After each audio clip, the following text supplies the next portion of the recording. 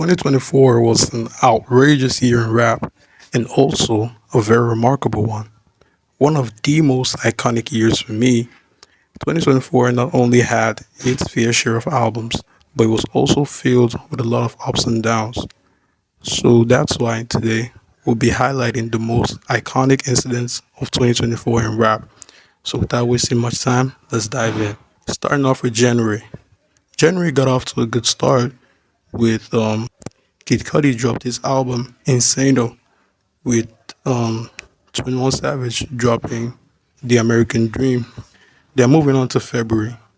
On February 4th, the 66th annual Grammy Awards were held, where Killer Mike won the Best Rap Performance and Best Rap Song for Scientists and Engineers, and the Best Rap Album with Michael, which many felt was robbed from Travis Scott, who should have won it with Utopia. Lil Durk and J. Cole won the Best Melodic Rap Performance with All My Life. Killer Mike was later detained due to an unrelated incident the same day. On February 10th, Kanye and Ty Dolla $ign went on to release their collab album titled Vultures Volume 1. Then, moving down to March. On March, Schoolboy Q released his album titled Blue Lips, which is one of the best albums this year. And Sean Diddy Combs' house was raided by FBI agents on March. Despite how things have been going well so far this year, this is where things started to turn around. This is where one of the biggest beefs in hip hop history started. Moving down to March 22nd, that fateful day, Future and Metro Boomin announced the release of their collab album, We Don't Trust You, which contained an explosive song titled Like That, which featured a great verse from Kendrick Lamar, where he addressed the Big Three issue, as J. Cole mentioned earlier in First Person Shooter. This is where the Drake Kendrick beef, which spiraled throughout the year, started. Then moving down to April. After the explosive Kendrick verse, the first to clap back was J. Cole, replying with 7-minute drill on April 5th from his surprise album, Might Delete Later, only for him to apologize just a week later.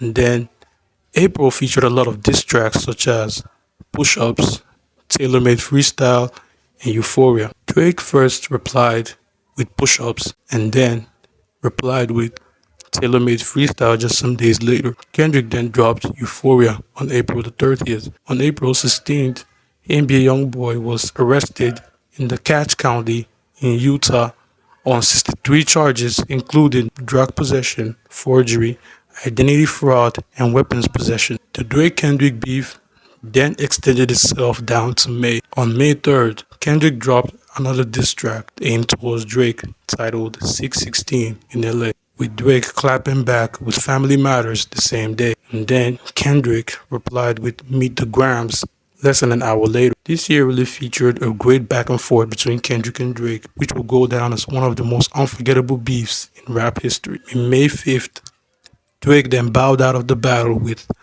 The Hard Part 6, claiming that he fed Kendrick false information.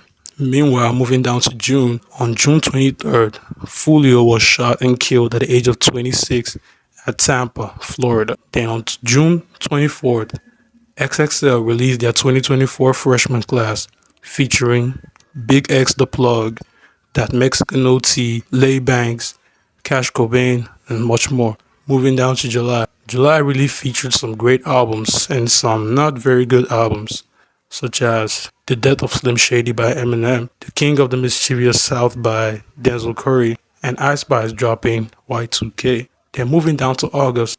August also had its own fair share of albums, such as Doechie's album, Alligator Bites Never Heal, and Kanye and Ty Dolla $ign went again with their album Fortress 2. Even JPEG Mafia released on August his album titled I Lay Down My Life For You, and so many more great albums came on the month of August. Then moving down to September. On September 5th, Rich Homie Quan died at the age of 34 in Atlanta, Georgia. And on September 8th, Kendrick Lamar was announced as the headliner for the 2025 Super Bowl halftime show that will be taking place on February 9th at the Caesars Superdome in New Orleans, Louisiana. This actually sparked reactions as many felt that Lil Wayne should be the one that should be called up for this role, which caused a minor beef between Kendrick and Wayne. On September 17, Diddy was arrested in Manhattan for sex trafficking and racketeering charges. 1,000 bottles of baby oil were later found in his home, leading to many accusations coming out further. He's currently in custody awaiting trial. Then moving down to the month of October. On October 24th, Lil Durk was arrested for murder for hire charges, including 5 other OTF affiliates in connection with the shooting of Quando Rondo's cousin, Lil Pop. Then on October 28th, Tyler the Creator released his 8th studio album, Chromacopia, which has many great songs and is arguably one of the best songs to come out this year. Then on October 31st, Young Thug was released from prison after 2 years with a plea deal. Then moving down to November.